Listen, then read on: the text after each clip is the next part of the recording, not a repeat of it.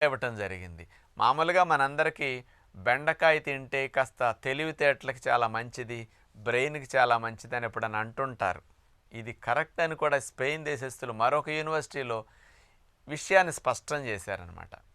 బెండకాయలో ఉన్న పాలిఫినాల్స్ కానీ, యాంటీ ఆక్సిడెంట్స్ కానీ ఇవన్నీ మన నరాల కణాలని, మెదడు కణజాలాన్ని అసలు ఆక్సిడేషన్ జరగకుండా, అంటే ఆక్సీకరణం జరిగి ఆక్సిడేటివ్ స్ట్రెస్ అంటారు కదా, అలాంటిది జరగకుండా ఈ మెదడు కణజాలం, నరాల కణజాలం దెబ్బతినకుండా రక్షించడానికి బెండకాయలో ఉండే ఈ కెమికల్స్ భలే ఉపయోగపడుతున్నాయి.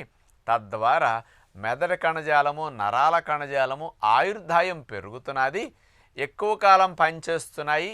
పెద్ద వయసు వచ్చినప్పటికి కూడా ఈ బెండకాయ తినటం వల్ల మరి నేర్చుకునే శక్తి, జ్ఞాపక శక్తి, ఆలోచించే శక్తి, అర్థం